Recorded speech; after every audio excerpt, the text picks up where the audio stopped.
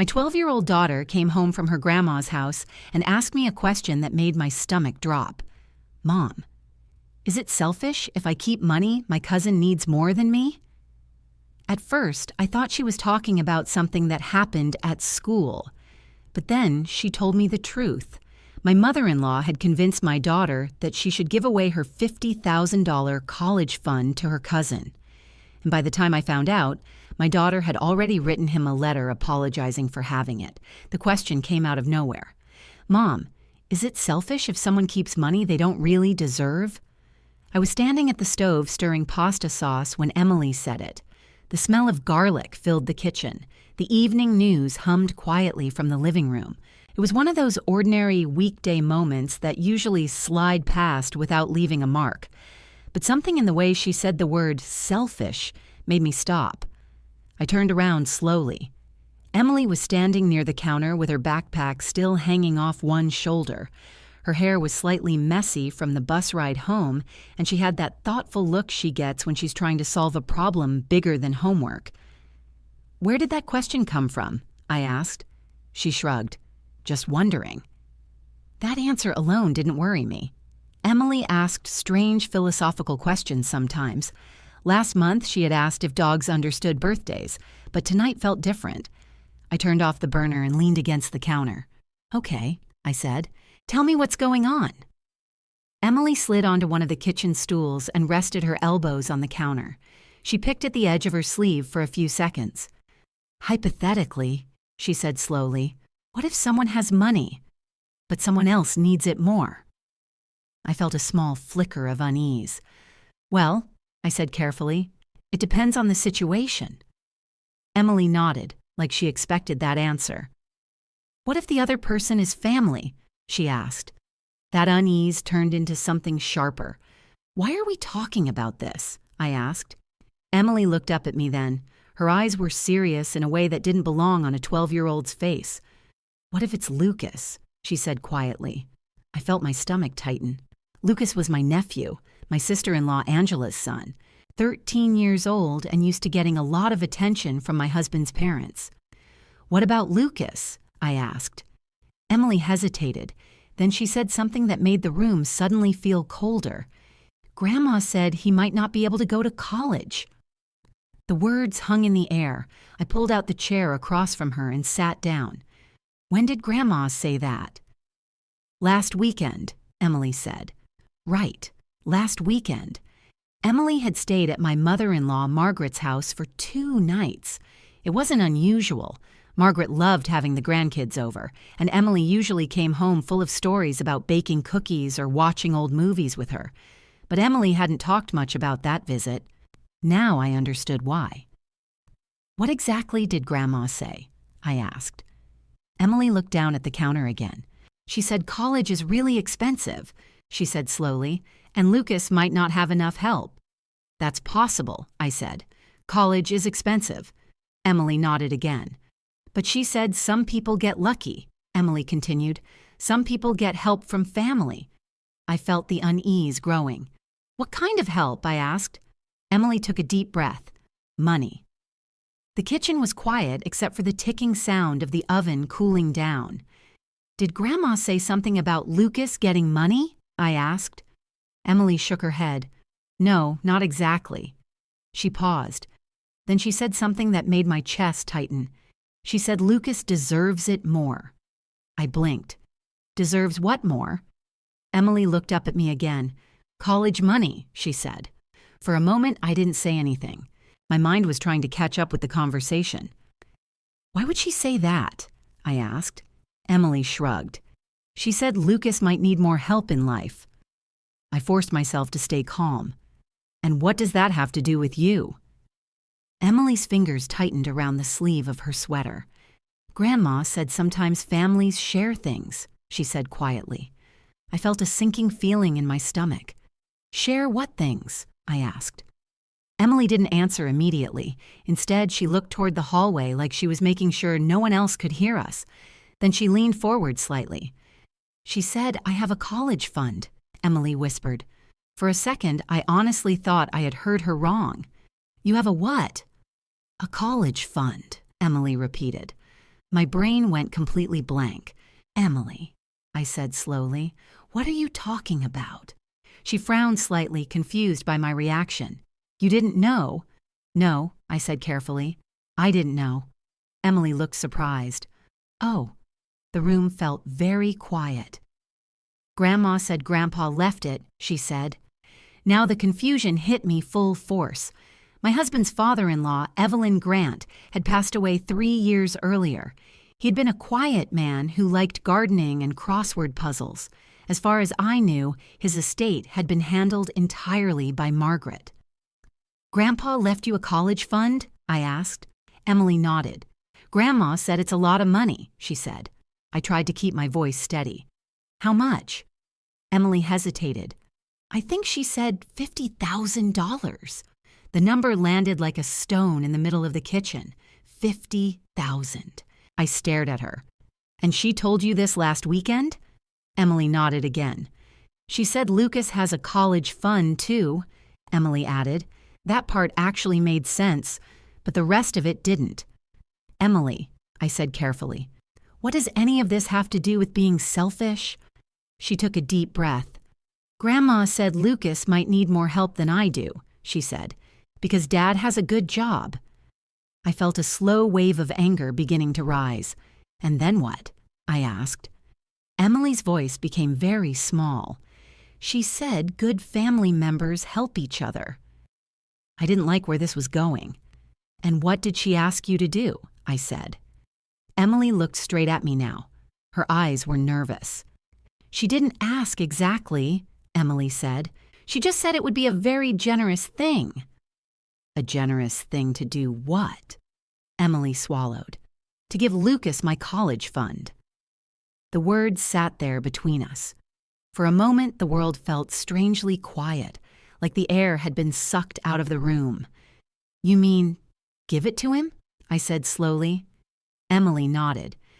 "She said I could transfer it." My heart was pounding now. "And what did you say?" Emily looked down again. "I told her I'd think about it." I tried to process everything she had just told me. My 12-year-old daughter had been told that she had $50,000 waiting for her, and someone had suggested she give it away. "Emily," I said gently, "did Grandma say, 'Your dad and I know about this'?" She nodded. "She said you'd understand," Emily said. That was the moment my unease turned into something colder, because I definitely did not understand. Emily twisted her fingers together. "Grandma said you and Dad would be proud of me if I shared," she added. That sentence hit me harder than the rest. "Why would we be proud?" I asked quietly. Emily looked at me like the answer was obvious. "Because it would show I'm not selfish." My chest tightened. "You're not selfish," I said immediately. Emily gave a small, uncertain smile. "Grandma said the best families sacrifice for each other," she said. I took a slow breath. "Emily," I said, "did you talk to anyone else about this?" She hesitated. "Just Lucas." "What did he say?" "He said Grandma told him about it too." That made the room feel even colder. "And what did he think?" Emily shrugged. "He said it would help him a lot." I leaned back in my chair. For a moment, I just sat there trying to understand how this conversation had even happened. Then Emily said something else, something that made the situation feel suddenly real. "Mom," she said softly.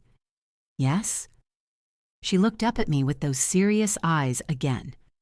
"How do you transfer a college fund to someone else?" The question landed like a warning bell in my head, because the way she asked it meant she wasn't just thinking about it. She was trying to figure out how to do it. I didn't answer Emily's question right away, not because I didn't know the answer, but because something inside me was trying very hard not to panic. "How about we talk about that later?" I said carefully. "Okay?" Emily nodded. She didn't seem upset.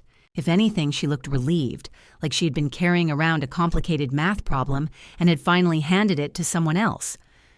"Dinner's almost ready," I said, standing up again. "Go wash your hands." She hopped off the stool and disappeared down the hallway. The moment she turned the corner, I reached for my phone. I texted Daniel, "Call me when you can. It's important. My husband worked late most Tuesdays.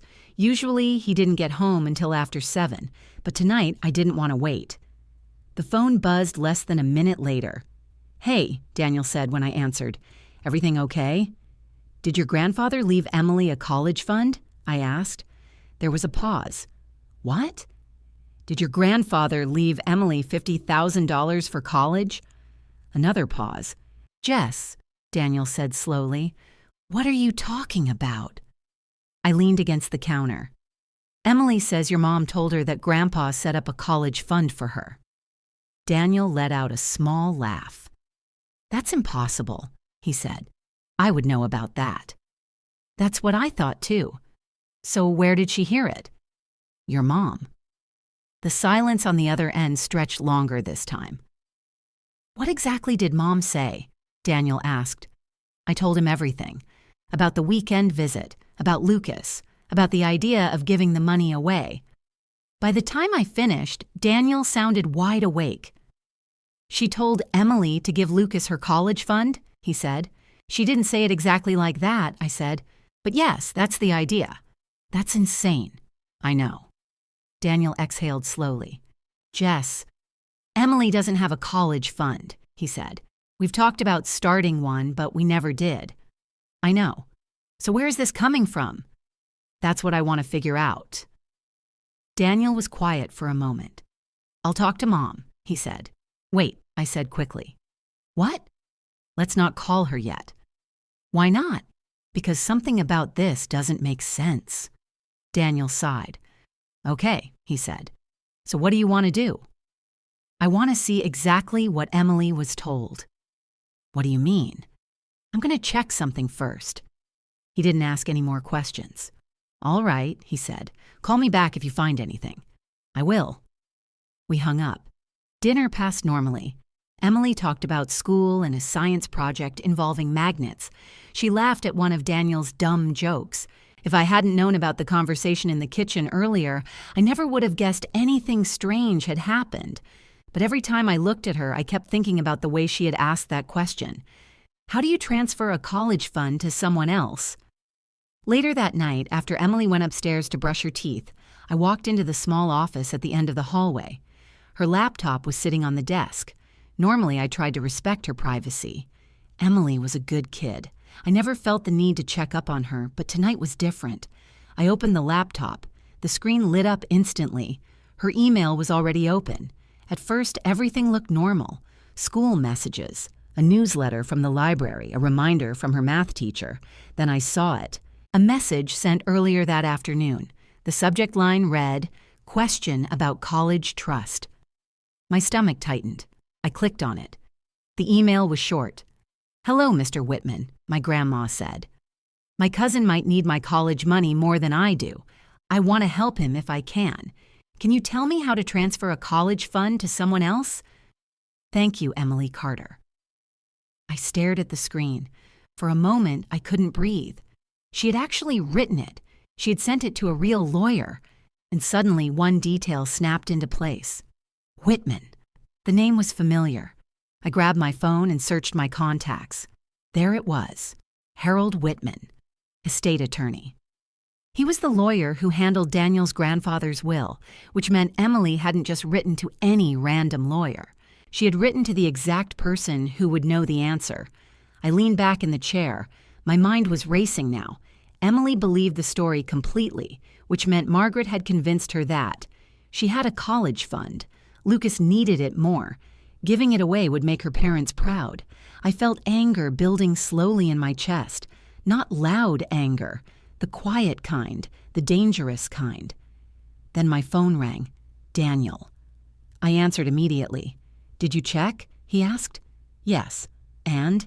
"Emily sent an email to a lawyer." "What?" "The lawyer who handled your grandfather's estate." Daniel went silent. "You're kidding." "I wish I was." "What did she say?" I read the message out loud. When I finished, Daniel let out a long breath. "That's not good," he said. "No."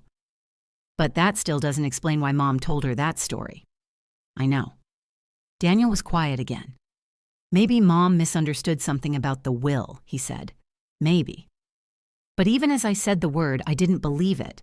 Margaret didn't misunderstand things. Margaret organized things, controlled things, decided things. "You're going to talk to Emily again tomorrow?" Daniel asked. "Yes." "Okay." Then he hesitated. "What?" "There's something else," he said. "What?" "Whitman might actually reply to that email." "I hadn't thought of that." "You're right," I said. "If he does, we'll know exactly what's going on." I nodded, even though he couldn't see me. "I'll keep an eye on it," I said. "Good." We hung up again. I sat there for a while, staring at the laptop screen.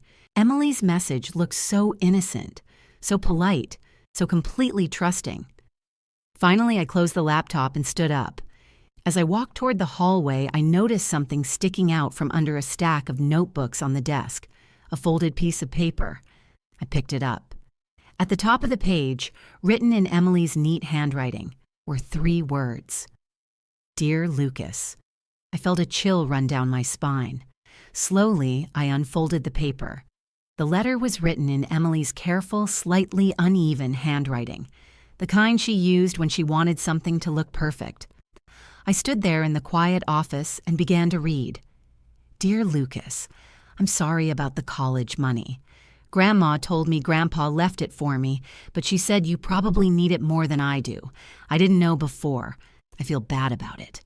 If it's possible, I want to give it to you, so things are fair." My chest tightened as I kept reading. "Grandma said sometimes good family members give things up to help other people succeed. I hope you're not upset with me. Emily." For a long moment, I just stared at the paper. The words blurred slightly as my eyes filled with tears. My 12-year-old daughter had written an apology letter to her cousin for having money she didn't even know existed. The anger that had been slowly building inside me turned heavier, not explosive, cold, controlled. The kind of anger that sits in your chest and refuses to move. I folded the letter carefully and carried it into the living room. Daniel had just come home. He was loosening his tie when I handed him the paper. "What's this?" he asked. "Read it." He sat down on the couch and began reading. Halfway through, his expression changed. By the time he reached the bottom, his jaw was tight. "She wrote this tonight?" he asked. "I found it in her office." Daniel ran a hand over his face. "She thinks she did something wrong," he said quietly. "I know." Neither of us spoke for a few seconds. Finally, Daniel looked up. "This isn't okay," he said. "No," I said. "It's not." He looked at the letter again. "Mom told her all this?" he asked. "That's what Emily said." Daniel leaned back against the couch cushions. "I don't understand why Mom would do that," he said.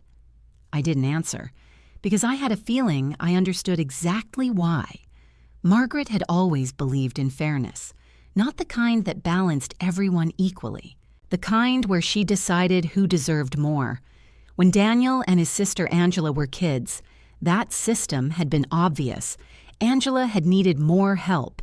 Angela had gotten more help. Daniel had been the responsible one, the one who could handle things.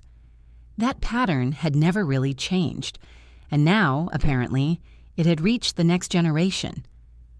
"You need to call the lawyer," I said. Daniel nodded slowly. "Yeah," he said, "I do." He pulled out his phone and searched through his contacts. It rang 3 times before someone answered. "Whitman, speaking." "Hi, Mr. Whitman," Daniel said. "This is Daniel Carter." There was a short pause. "Daniel," the lawyer said, "I was actually planning to contact you." Daniel glanced at me. "About what?" he asked. "Your mother contacted my office earlier this week," Whitman said. My stomach tightened. Daniel leaned forward slightly. "What did she want?" "She told us you were planning to transfer your daughter's trust to your nephew." Daniel's eyebrows shot up. "I never said that." "I thought that might be the case," Whitman replied calmly. "Why?" "Because we require written authorization from the parent before any changes can be made." Daniel's voice hardened. And? And the form we received raised some questions. What kind of questions? Whitman hesitated briefly. The signature. Daniel went completely still. What about it? It didn't match the signature we have on file for you. The room felt suddenly very quiet. Daniel looked at me. I could see the realization forming in his eyes. You're saying someone tried to sign my name? He said slowly. I'm saying the signature appears inconsistent, Whitman replied carefully. Daniel let out a short breath.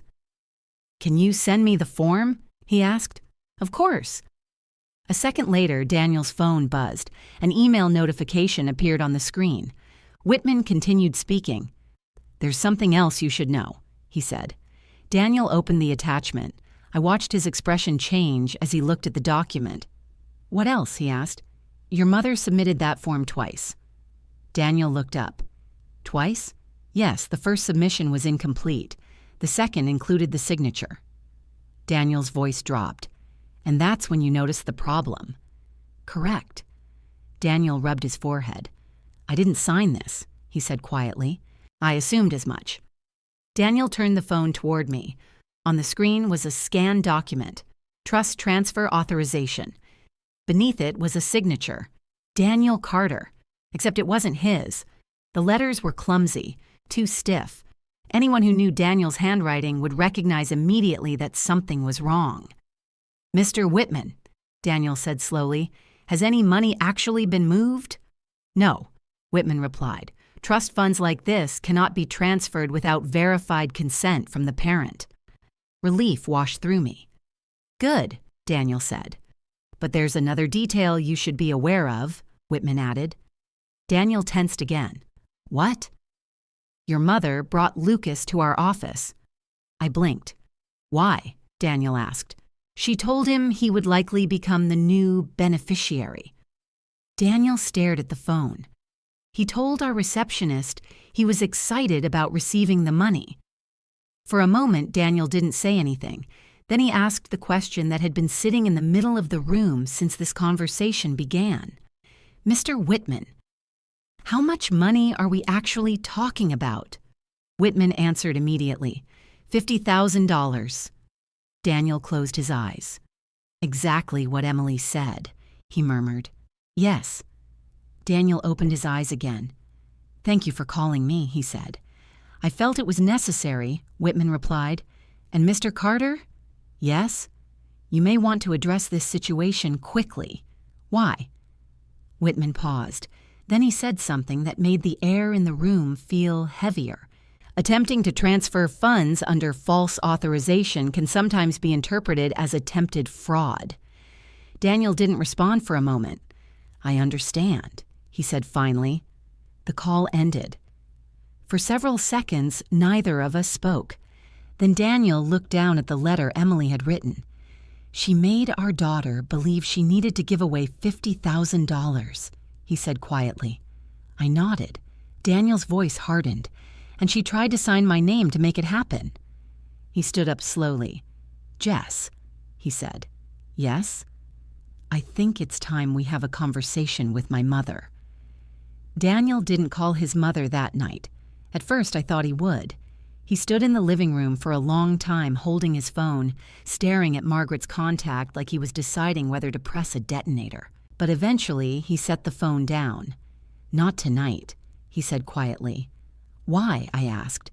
Because right now, I'm too angry. I understood that. Daniel wasn't someone who lost his temper easily. In the 15 years we'd been married, I had only seen him truly furious a handful of times. This was one of those times, and when Daniel got that kind of angry, he preferred to slow down instead of reacting. Let's talk to Emily first, he said. That felt right, because the real damage had already been done. Emily had gone upstairs after dinner to work on homework. When we knocked on her bedroom door, she was sitting cross-legged on the floor, surrounded by notebooks and colored pens. Her room smelled faintly like the strawberry candles she insisted on lighting whenever she studied. Hey, kiddo, Daniel said gently. Emily looked up and smiled. Hi, Dad. Daniel sat down on the edge of the bed. can we talk for a minute?" Emily nodded. I sat down beside her on the floor. Daniel hesitated for a moment before speaking. "You know that college money Grandma mentioned?" he said.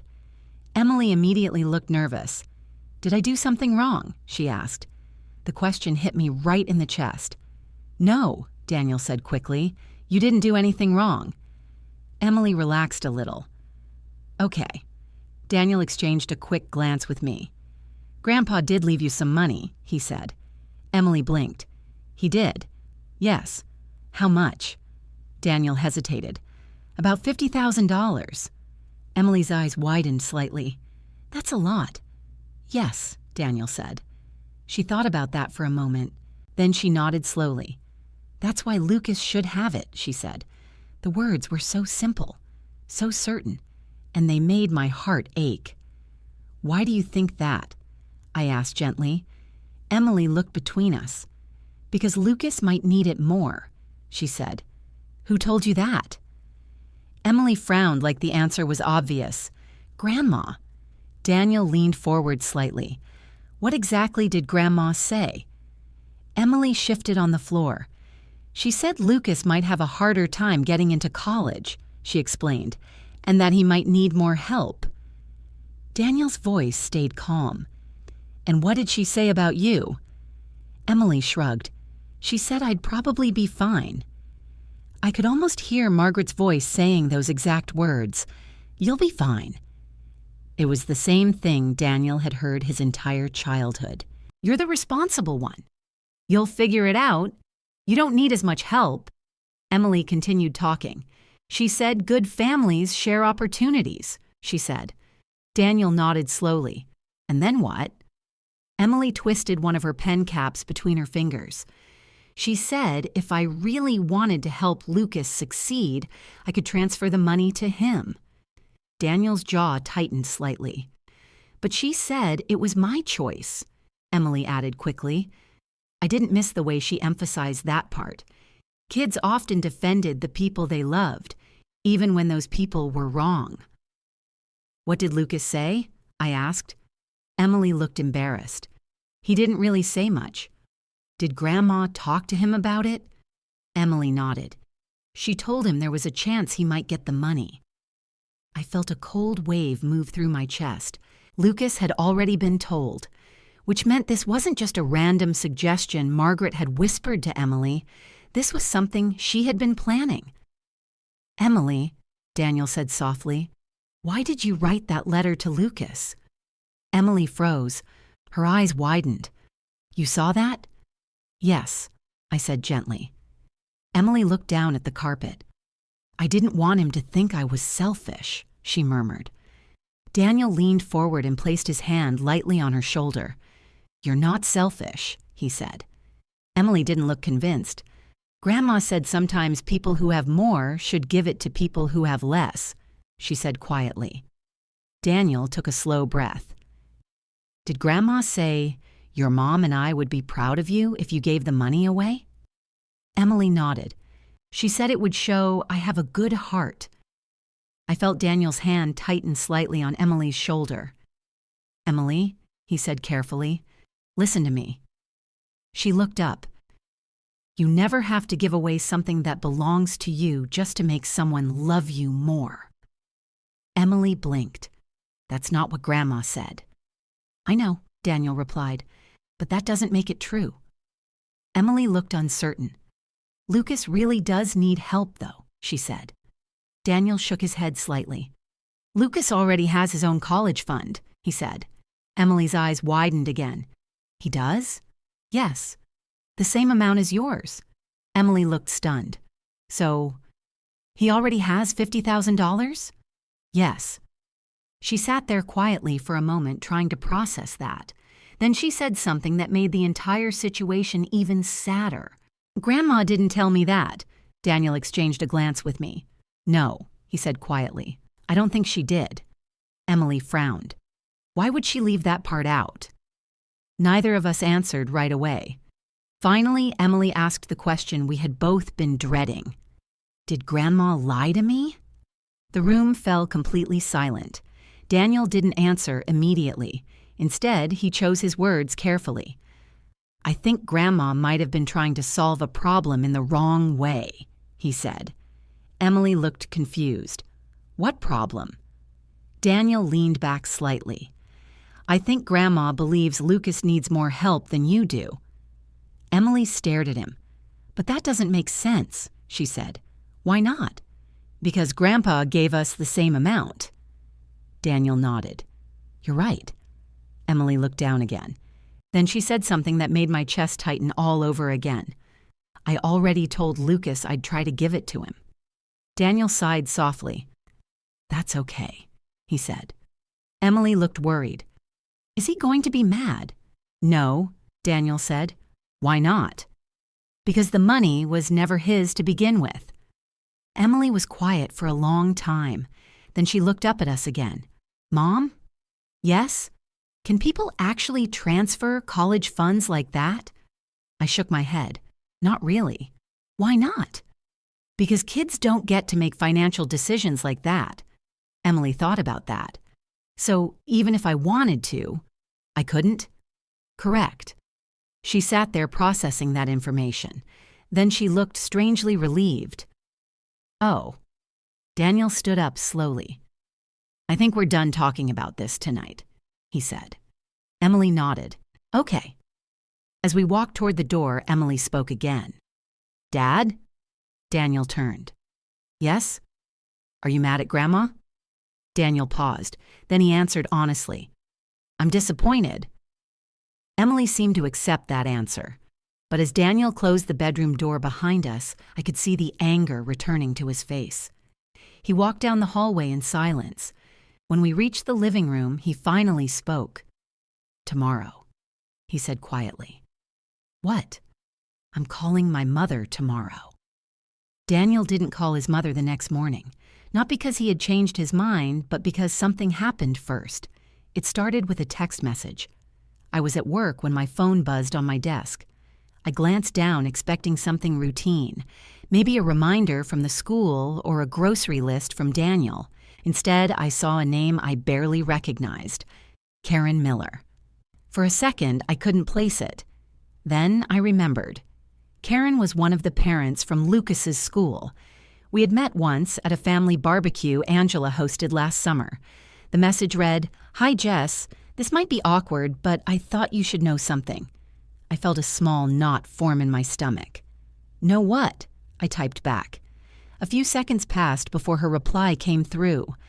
"Lucas has been telling kids at school that he's getting his cousin's college money." I stared at the screen. "What do you mean?" I asked. Her next message arrived almost immediately. He said his grandma told him he might be getting about $50,000 from Emily's trust fund. The knot in my stomach tightened. So Margaret hadn't just planted the idea in Emily's head. She had told Lucas too. "I just thought you should know before it spreads any further," Karen wrote. "Thank you for telling me," I replied. I set the phone down slowly. For a moment, I just sat there staring at the wall. The situation had just gotten bigger, a lot bigger. Because now it wasn't just a private conversation between a grandmother and two kids. It was a story circulating around a middle school. Kids were talking about it. Parents were hearing about it. And somewhere in the middle of that rumor storm was my daughter, apologizing for having money she didn't even understand. I grabbed my phone again and called Daniel. He answered on the second ring. "Hey," he said. "I just heard something," I said. "What?" I told him about Karen's message. Daniel didn't say anything for a few seconds. Then he muttered something under his breath that I won't repeat. "So Mom told Lucas too," he said finally. "Yes. And now he's telling people at school." "Yes." Daniel exhaled slowly. "All right," he said. "That settles it." "What?" "I'm calling her tonight." I nodded, even though he couldn't see me. "Good." But before that conversation happened, something else came to light. Later that afternoon, Daniel forwarded me another email from Whitman. Subject, additional information regarding trust request. I opened it immediately. The message was brief.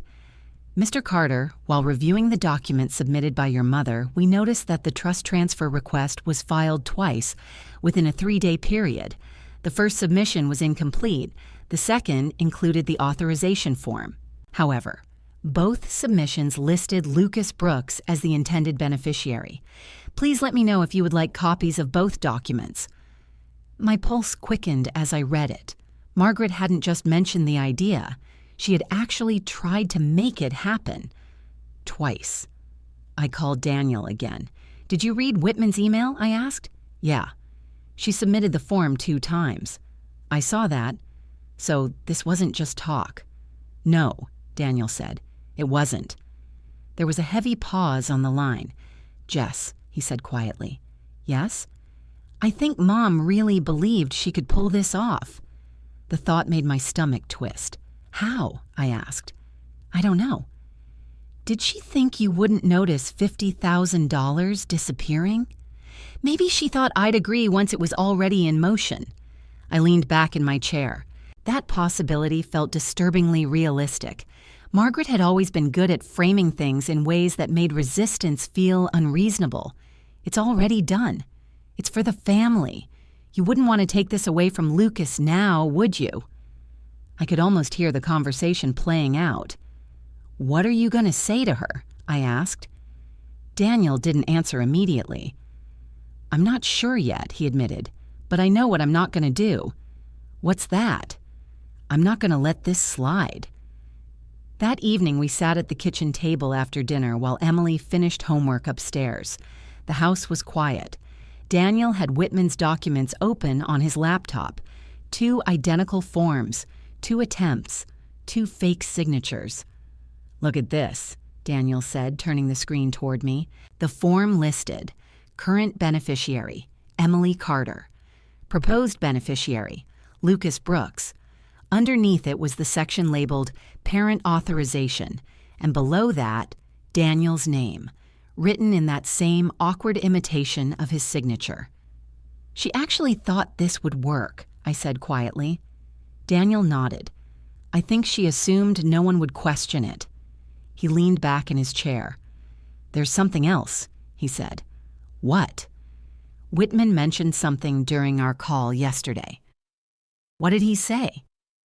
Daniel closed the laptop slowly. "He said Mom brought Lucas to the office." I felt a chill run down my spine. "Why?" "He thinks she wanted Lucas to hear the conversation." I pictured it. Margaret sitting in a lawyer's office with a 13-year-old boy beside her, telling him that he might soon become the beneficiary of $50,000. "He probably thought it was already his," I said. Daniel nodded. "Exactly." We sat there in silence for a moment. Then Daniel picked up his phone. "This conversation is happening now," he said. He tapped Margaret's contact. The phone rang, once, twice, 3 times. Finally, she answered. "Daniel?" Margaret said brightly. "Hi, honey." Her voice sounded completely normal, calm, pleasant, like nothing unusual had happened. Daniel didn't return the warmth. "Mom," he said. "Yes?" "We need to talk about Emily's college fund." There was a brief pause. Then Margaret said something that made the hair on the back of my neck stand up. "Oh," she said casually, "so you found out." Margaret didn't sound surprised. That was the first thing I noticed. She didn't ask what Daniel meant. She didn't pretend she didn't understand the question. She simply said, "So you found out." Daniel's expression didn't change. "Yes," he said. Another pause. "Well," Margaret replied calmly, "I suppose it was only a matter of time." I felt my stomach twist. She sounded relaxed, not defensive, not nervous, relaxed. Daniel leaned forward slightly in his chair. "Mom," he said, "why did you tell Emily she should give Lucas her college fund?" Margaret sighed softly, like we were discussing something mildly inconvenient. "I didn't tell her," she said. "I suggested it." "That's not the same thing." Daniel's voice stayed steady. "She wrote an apology letter to Lucas," he said. Margaret didn't react to that. "She's a sweet girl," she said instead. "She wants to do the right thing." "The right thing?" Daniel repeated. "Yes." Daniel glanced at me briefly before continuing. "Mom, Lucas already has a trust fund." "I know." The answer came immediately, so quickly that it took a second for it to sink in. Daniel blinked. "You know?" "Of course I know," Margaret said. "Your grandfather set them up at the same time." The calm certainty in her voice made my chest tighten. "Then why did you tell Emily Lucas needed hers?" Daniel asked. Margaret gave a small laugh. "Daniel, don't be dramatic." "I'm not being dramatic." "Yes, you are." Her tone shifted slightly, the way it always did when she felt someone was overreacting. "I was trying to help Lucas," she said. Daniel's jaw tightened. "By taking Emily's money?" "By redistributing resources where they would be more useful." The phrase sounded rehearsed, like something she had been telling herself for a while. "Mom," Daniel said slowly, "that money belongs to Emily." Margaret didn't answer right away. Then she said something that made my hands curl into fists. "Emily will be fine." The exact words. The same words Daniel had heard his entire childhood. "You have a good job," Margaret continued. "Jess has a good job. Emily will have plenty of opportunities." Daniel's voice stayed low. "And Lucas won't?" "Lucas may struggle more," Margaret said. "That doesn't mean you get to take from one grandchild to give to another." "I'm not taking anything," she replied. "I was encouraging generosity." Daniel exhaled slowly. "Mom, you submitted a trust transfer form." The silence on the other end lasted just long enough to confirm everything. Then Margaret said, "Yes." The single word landed like a stone. "You forged my signature," Daniel said. "I wouldn't call it that." "What would you call it?" "I filled out the paperwork," she said calmly. "You were going to approve it eventually." Daniel stared at the phone. "Mom." "Yes?" "That's fraud." "Oh, please," she said dismissively. "Don't use such dramatic language." I felt my pulse rising, but Daniel remained eerily calm. "Whitman disagrees," he said. Margaret didn't respond to that immediately. Then she said something else. "I spoke with him." Daniel frowned. "When?" "Yesterday afternoon." Daniel looked at me. "That's impossible," he said. "He didn't mention that." Margaret sighed again, because the conversation was brief. "What did you say to him?" "I told him families sometimes make adjustments to financial plans." Daniel leaned back in his chair. "And what did he say?" Margaret's voice became slightly tighter. "He said the authorization needed to come from you." "Exactly. And that's when you started making accusations." Daniel's eyes narrowed. "I didn't make accusations," he said. "I asked questions." Margaret's tone shifted again. The warmth disappeared. "You've always had a problem with fairness," she said. Daniel went very still. "What does that mean?" "It means you've never understood that some people need more help than others." There it was, the philosophy that had shaped his entire childhood. Angela had needed more help. Angela had gotten more help. Daniel had been the responsible one, the one who could handle things. "Mom," Daniel said quietly, "this isn't about fairness." "Yes, it is." "No," he said. "This is about you manipulating a 12-year-old. Margaret clicked her tongue. "Oh, stop," she said. "I didn't manipulate her. She thought we would love her more if she gave away $50,000. Margaret didn't respond. Daniel continued. "She wrote a letter apologizing to Lucas for having money." There was a longer pause this time. When Margaret spoke again, her voice had hardened. "Emily needs to learn that success often requires sacrifice." My jaw dropped. "She's 12, Daniel said. "And Lucas is 13, Margaret replied. "He deserves a chance, too." Daniel closed his eyes for a moment. When he opened them again, the calm in his voice had turned colder. "Mom," he said. "Yes?" "Did you tell Lucas the money might be his?" "Yes." "Why?" "So he would understand the possibilities." Daniel shook his head slowly. "You created expectations that were never real." Margaret didn't seem bothered by that. "They could have been real," she said. "Not without my consent." "You would have agreed, eventually." Daniel stared at the phone like he didn't recognize the woman speaking. "No," he said, "I wouldn't have." Margaret's voice turned sharp. "You're being selfish." The accusation hung in the air.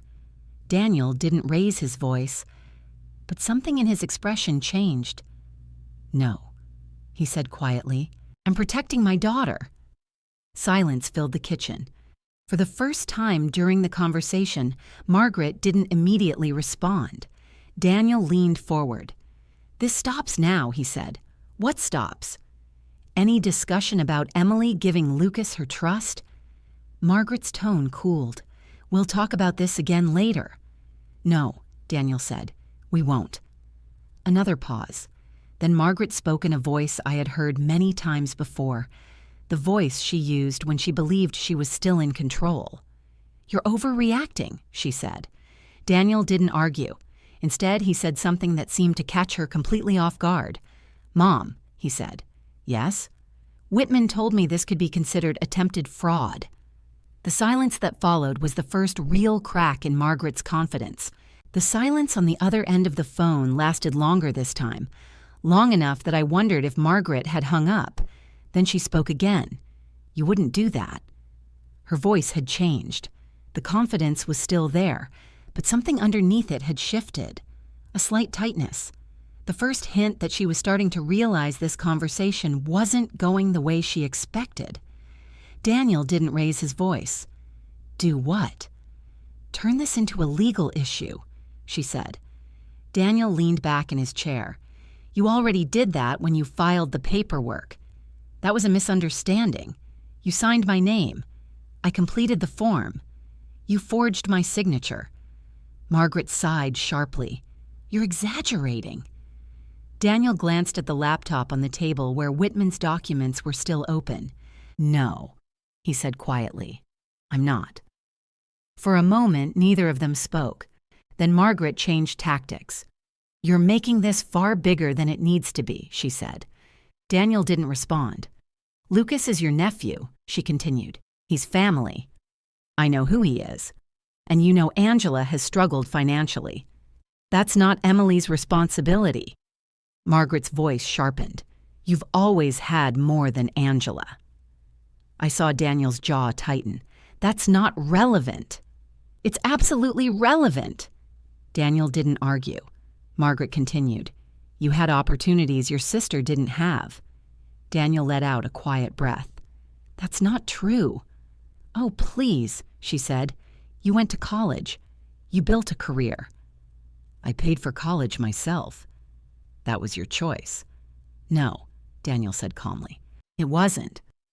The tension in the room seemed to thicken. Margaret didn't respond to that. Instead, she returned to the subject she clearly believed she could still win. "Lucas deserves the same chances Emily has," she said. "He already has them." "No, he doesn't."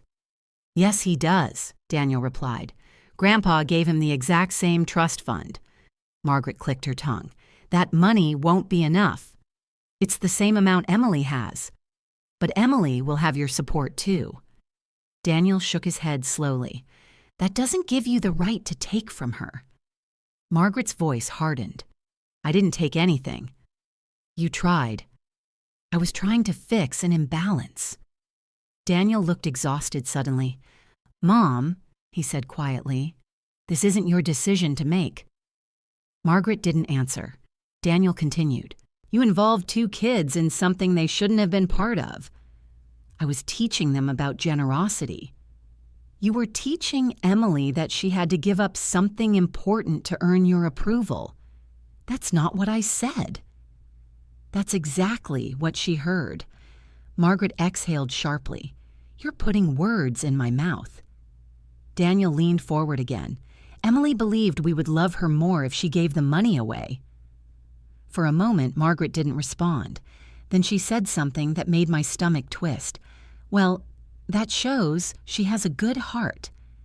Daniel's expression changed. It was subtle. But I recognized it immediately. It was the moment his patience ran out. "Mom," he said quietly. "Yes? Listen carefully." Margaret didn't respond. You are never going to ask my daughter to give away her college fund again. Her answer came quickly. I didn't ask. You implied it. That's different. No, Daniel said. It's not. Another pause. Then Margaret spoke again, her voice cool. So what exactly are you planning to do about it? Daniel didn't hesitate. I'm setting a boundary. What kind of boundary? The kind that protects my child. Margaret let out a small, humorless laugh. You're acting like I committed a crime. Daniel didn't respond immediately. Then he said something that made the room feel suddenly colder. You might have. Margaret went quiet. Daniel continued.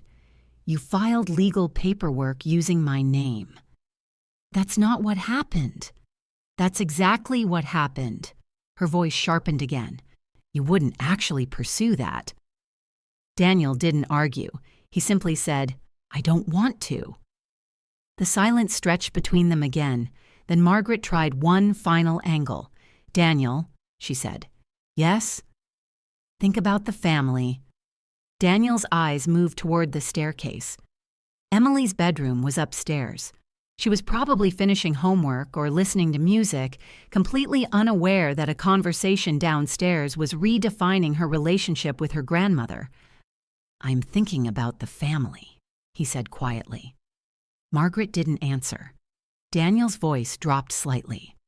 I'm thinking about the 12-year-old who wrote a letter apologizing for having money.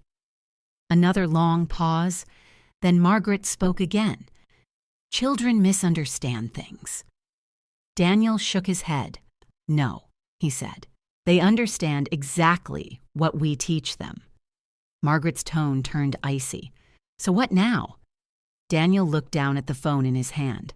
Now, he said calmly, we're going to have a conversation in person. When? This weekend. Margaret hesitated. Why? Because I want everyone there. Everyone? Angela, Daniel said. Lucas, Dad. Margaret didn't like that. I don't see why this needs to involve them. It already does. Silence. Daniel continued. If Lucas believes that money is his, he deserves to hear the truth. Margaret didn't respond for several seconds. Then she said something that told me exactly how confident she still felt. Fine, she said. Dinner on Sunday. Daniel nodded slightly. We'll be there. He ended the call. For a moment, neither of us moved. Then Daniel placed the phone on the table. Well, he said quietly, that went about as expected. I looked at him. Are you sure about Sunday? Daniel nodded. Yes. Why? He looked toward the staircase again. Because Emily deserves to hear the truth, too. Sunday dinner at Margaret's house had always been predictable. Roast chicken, mashed potatoes, Angela talking about work, Lucas glued to his phone, Margaret moving around the kitchen like a general organizing a small army. But that night, everything felt different before we even stepped through the door. The air had that strange tension people pretend not to notice. Margaret greeted us at the entrance with the same smile she always used. Bright, polite, carefully controlled. Daniel, Jess, she said warmly. Emily. Emily smiled and hugged her grandmother. Hi, Grandma. Margaret hugged her back like nothing in the world had changed, like she hadn't spent the last week convincing this same child to give away $50,000. I watched the exchange carefully. Margaret looked completely at ease. If anything, she seemed slightly amused. That made me nervous. Inside the dining room, Angela and Lucas were already seated at the table. Angela gave us a quick smile. Hey. Lucas waved awkwardly. Hi. Emily sat beside him. Hi, Lucas. Hey, he said. For a moment, the kids talked quietly about school, while the adults moved around the kitchen preparing plates. From the outside, it looked like a completely normal family dinner, which was exactly how Margaret liked things. Control the room, control the mood, control the story. But Daniel wasn't here for that. We sat down at the table. Margaret brought out the roast chicken and placed it in the center like she had done 100 times before. So, she said pleasantly, How was everyone's week? Angela shrugged. Busy. Lucas mumbled something about a math test. Emily talked about a science project. Margaret nodded along with polite interest. For a few minutes, the conversation stayed light, safe. Then Daniel set his fork down. The small clink of metal against the plate cut through the noise of the room. "Mom," he said. Margaret looked up calmly. "Yes? We need to talk about the trust fund." Angela froze. Lucas looked up from his plate. Margaret didn't react. "Oh," she said lightly. "That." The word hung in the air. Daniel reached into the folder he had brought with him. I had seen him put it in the car earlier that afternoon. He placed a document on the table. "What's that?" Angela asked. "The trust paperwork," Daniel said. Angela's eyebrows lifted. "Why are we talking about that?" Daniel looked at Lucas. "Because Lucas thinks he might be getting Emily's money." Lucas shifted in his chair. "I didn't say that," he muttered. Angela looked at him. "You told your friends that," she said. Lucas turned red. "Well, Grandma said it was possible." Everyone's eyes moved to Margaret. She remained completely composed. "I said it was a possibility," she replied.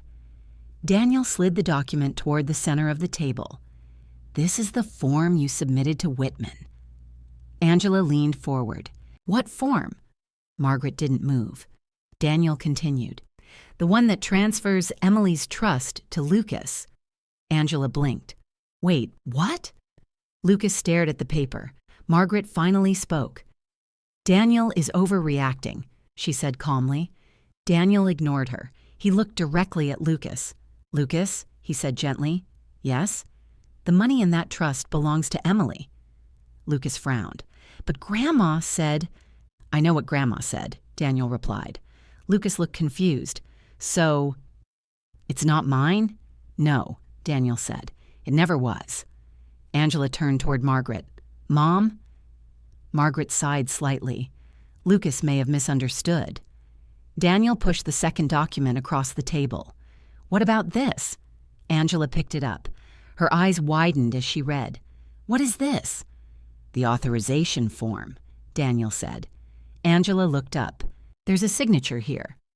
"Yes," Daniel said. "That's supposed to be mine." Angela frowned.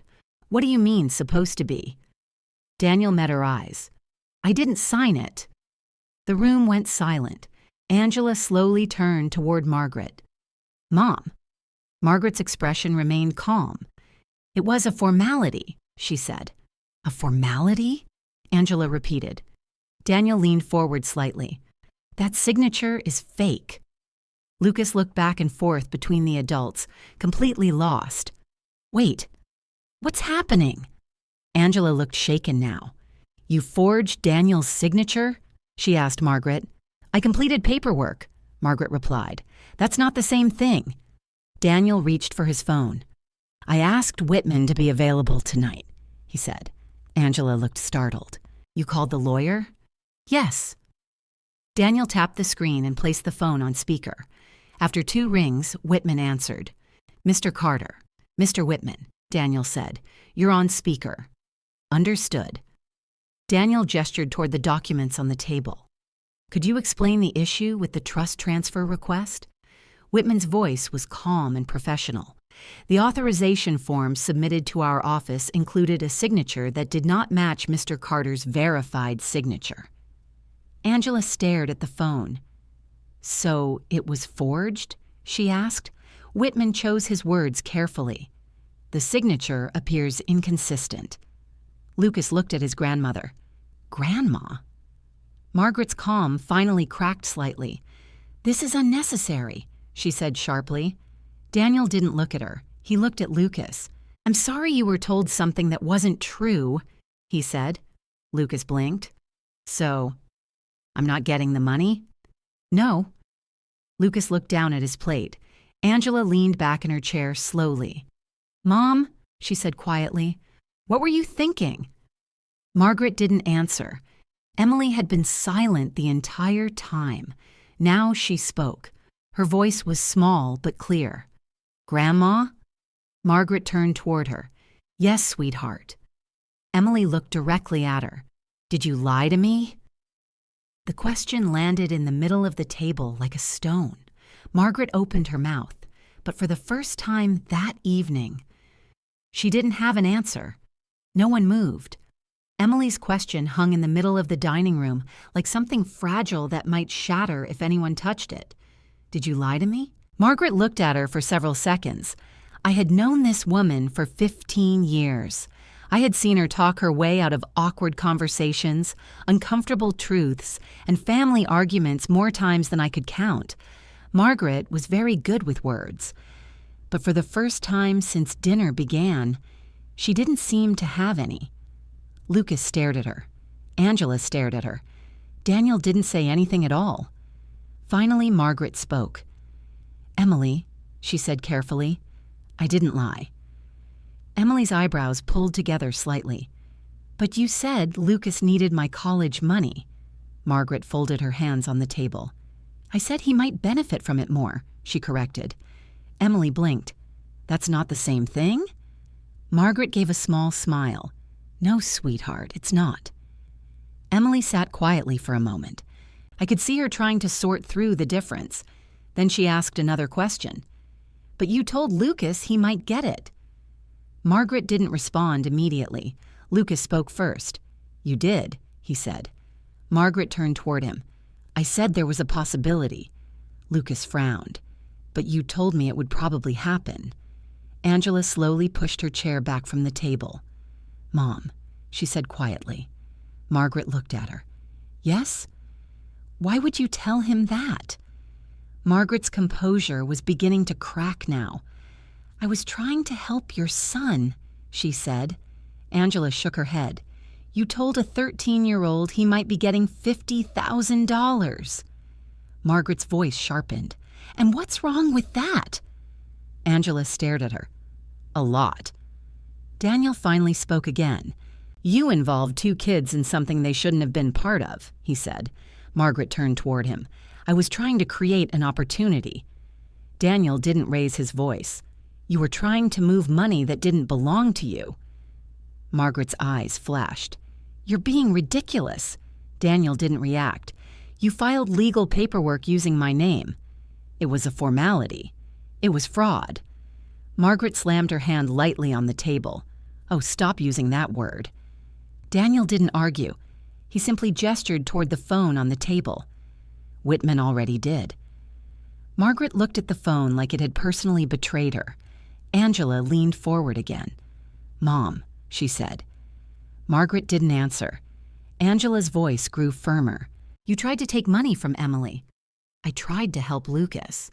With Emily's money. Margaret turned back toward Daniel. You and Jess can afford to help her. That's not the point. It is the point. Daniel shook his head slowly. No, he said.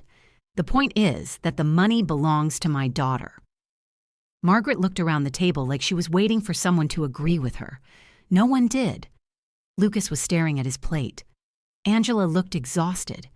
Emily sat quietly beside me, watching everything. Margaret finally turned toward her again. Emily, she said softly. Emily looked up. You have a generous heart, Margaret continued. That's something to be proud of. Emily didn't smile. Margaret continued speaking. Sometimes generosity means sharing opportunities. Emily thought about that. Then she asked a question that made the entire room go still again. Did Grandpa want me to share it? Margaret hesitated. Daniel answered. No. Emily turned toward him. No? No, Daniel said gently. Grandpa left that money for you. Emily looked back at Margaret. So it was always mine. Margaret didn't answer. Daniel did. Yes. Emily looked down at the table. She sat quietly for several seconds. Then she said something very softly. I already told Lucas I was sorry. Lucas looked up. You did? Emily nodded. I wrote you a letter. Lucas looked confused. Why would you apologize? Emily shrugged slightly. Because I thought I had something that belonged to you. Lucas stared at her. Then he shook his head. I didn't think it belonged to me, he said quietly. Emily blinked. But Grandma said, I thought she meant maybe, Lucas said. Emily looked back down again. Daniel reached over and gently squeezed her shoulder. You didn't do anything wrong, he said. Emily nodded slowly. Then she looked at Margaret again. Her voice was calm now, not angry, just honest. I don't want to talk about the money anymore, she said. Margaret opened her mouth like she was about to respond, but Emily kept going. I just want to know something. Margaret stopped. What is it? She asked. Emily held her gaze. Why did you tell me Mom and Dad would love me more if I gave it away? Margaret's expression froze. Daniel's head turned toward his mother. Did you say that? He asked quietly. Margaret looked uncomfortable for the first time that evening. I may have said something similar. Emily nodded slowly. I believed you, she said.